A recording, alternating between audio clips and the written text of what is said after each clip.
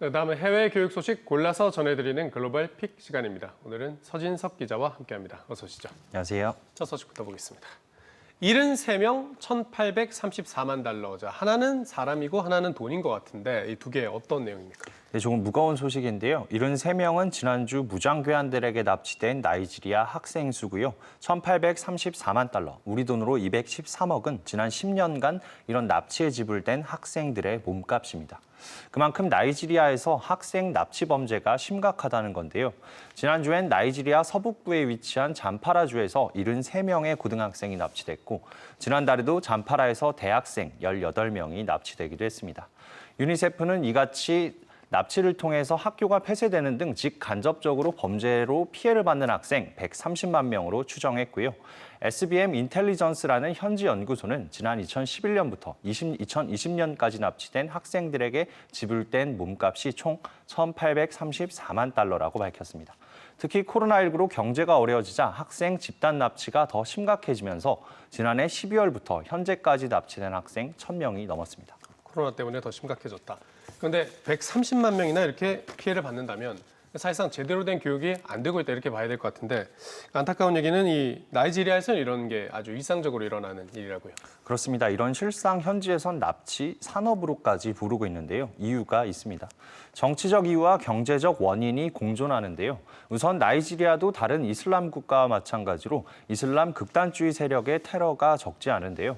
실제 지난 2014년에 270여 명의 학생에 대한 대규모 납치는 이슬람 극단주의 테러 조직인 보코하람의 소행으로 밝혀졌고요.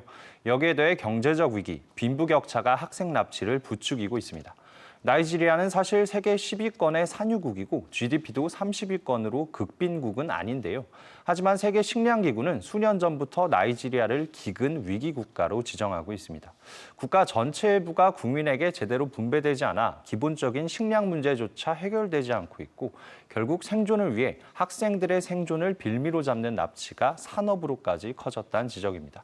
최근 공개된 세이브 더 칠드런의 아동교육권 보고서에 따르면 나이지리아는 세계에서 두 번째로 아동교육권이 위협받는 국가로 지정됐는데요. 범죄를 뿌리 뽑기 위해 정부의 보다 전향적인 태도 필요해 보입니다. 네, 안타까운 상황인데 교육권 확보를 위해서라도 전향적인 조치가 있었으면 좋겠습니다. 다음 소식 보겠습니다. 강제 휴직당한 흑인 교장, 정치적 이유 이렇게 적었는데 정치적 이유 때문에 강제 휴직을 당했다 뭐 이런 내용입니까?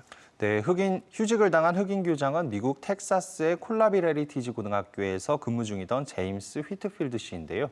휘트필드 교장은 지난 7월부터 학부모에게 인종의 극단적인 견해를 가진 사람으로 비판받아 왔습니다. 흑인에게 불평등한 미국의 법과 제도가 인종차별에 의한 결과물이란 이른바 비판적 인종학의 지지자란 지적인데요. 결국 이런 여론이 최근까지도 이어지자 해당 학군의 교육감은 휘트필드 교장에게 유급 휴직 처분을 내렸습니다. 학부모들은 유급 휴직도 부족하다며 해고를 요구하는데요. 논란의 중심에 선 휘트필드 교장은 SNS를 통해 최근 사태가 흑인 학생들을 두렵게 만들고 있다며 자신은 비판적 인종학의 유령이 아니다. 논란의 소재거리가 되고 싶지 않다. 이런 식으로 반박했습니다. 네, 또 비판적 인종학인데 그 비판적 인종학 가르치는 걸 금지시키는 주도 나오고 있고 갈등이 아주 커지고 있는데 이런 갈등이 미국에서 정치적 목적으로 이루어진 일이다. 이런 지적도 나온다고요. 그렇습니다. CNN의 정치평론가 브랜든 텐슬리는 칼럼을 통해 텍사스를 포함한 전국 각지에서 비판적 인종학을 둘러싼 갈등이 이어지는 건 내년에 예정된 중간 선거를 위한 공화당의 정치적 행동 이렇게 규정했습니다.